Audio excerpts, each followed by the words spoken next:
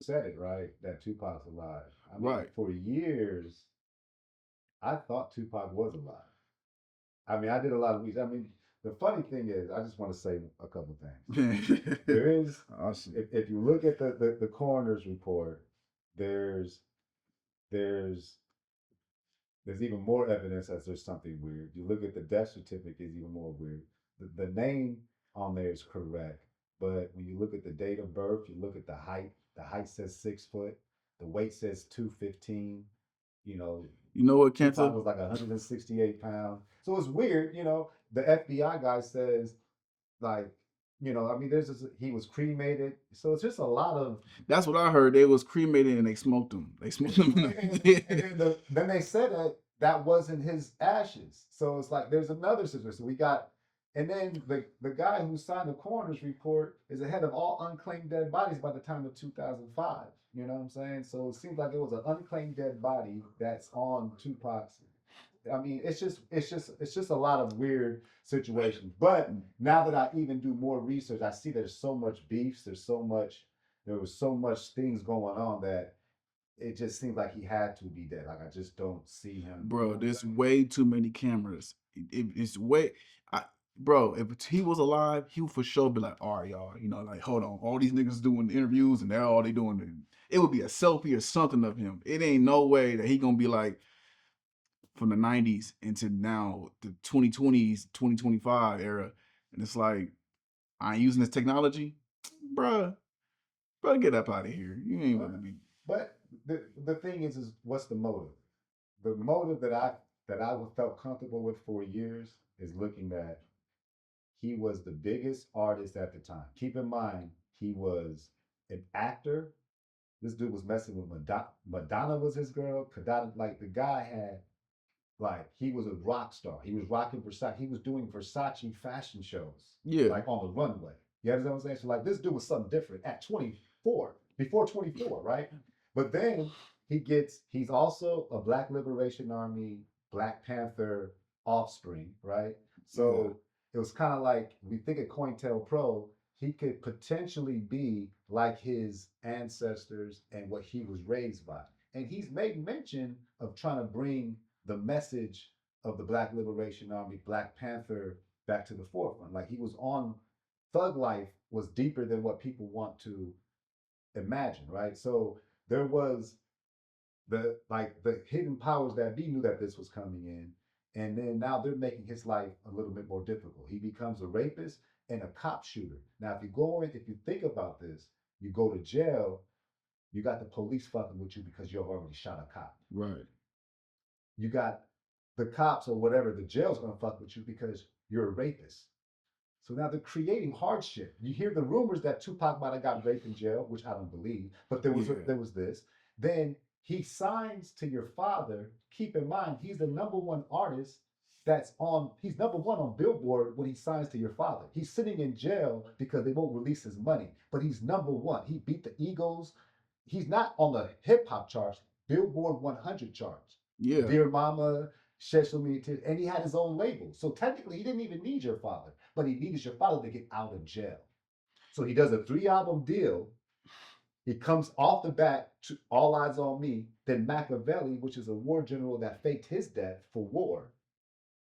And he honors your dad by getting, and then he leaves out of nowhere, which was they think was the plan because he was out on bail. Your dad got him out on bail, meaning he was going to go back to jail, potentially get abused some more behind the walls because he has no protection behind the walls. And he said he will never go back there. So for him to fake his death makes a lot of sense. Yeah. I mean, I can see that, bro. But you just said a lot, dropped a lot on me. But like, nah, I think he for sure he for sure gone. Yeah. I think he was just one of the first in the '90s to be a mega star, and like because you fast forward today, you have rappers now doing Louis Vuitton runway shows. That's a Right. part of it. Like he mapped out the blueprint to do that. So Pac is definitely iconic. He had a foundation, the whole following of Machiavelli and how that people grasp onto that. So he was just a great marketer and a great artist. He was just the best of his time. He was the best of the best. Him being raped in jail, that didn't happen. So that wasn't true. And like um the rest of like my pops and him getting him out, what I overheard was like they didn't Jimmy Iovine at the time or whoever, they just didn't want Pac. I could be wrong, but I don't know if it was Jimmy, but How it you was. don't want pop when I, I your artist is the #1 artist on the Billboard chart? Even if I you could don't like him, you gotta keep him. He's I, #1. I could see that, but during the yeah, I could see that, but You know during what I that mean? yeah during that time, rap it was like it was going through an evolution from like 80s beat bop, very safe, like LL Cool J safe, to then thug gangster, and then it brought in a whole different like you needed more insurance for your security, liability. I think it was just a liability factor.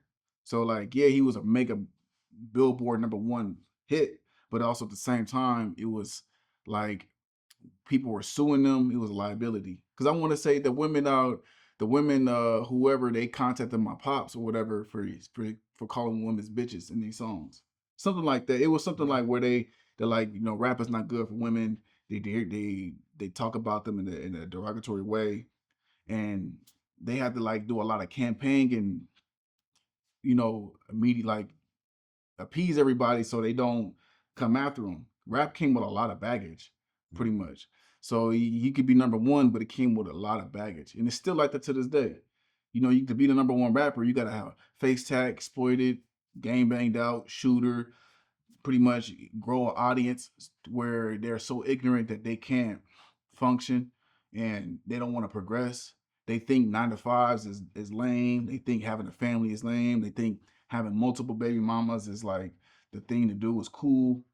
Twerking is supposed to be overly sexualized. Everything is just messed up. So it got pushed all the way out to a point to today to where it's like, dude, like Pac was doing a major with the Walking Versace, but now you got Pharrell and Tyler the Creator, or Clips and Pusha T doing Louis Vuitton.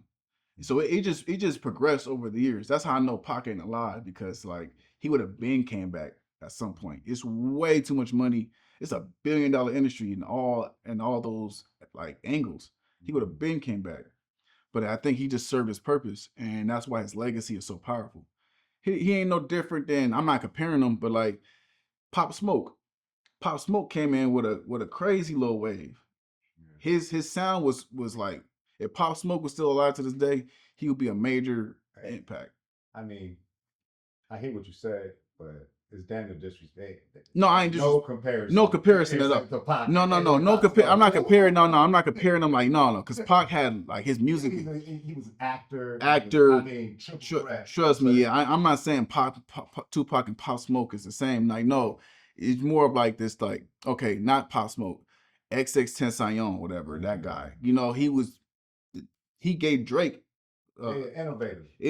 very innovative, and like not these guys or like, because it's hard when you bring up Pac, bro. Pac was like the 99 overall character. If it's a video game, model, actor, rapper, charisma, everything. He had the whole package. Yeah. So he's the blueprint compared to what these other guys got to go through.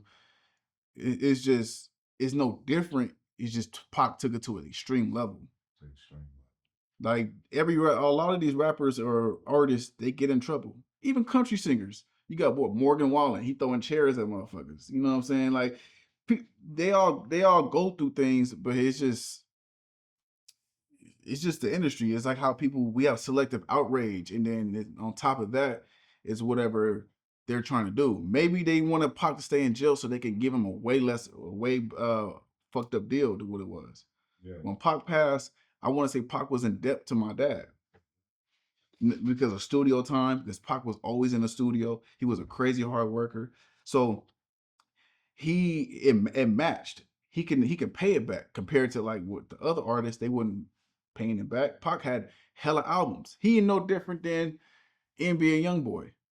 You know what I'm saying? NBA Youngboy could push out hella albums, hella mixtapes. And that's why they kept fronting them bigger bread.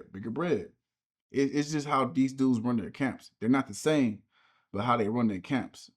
Drake run his camp. He don't have he has like he I don't know, his camp is different. I don't know him, but just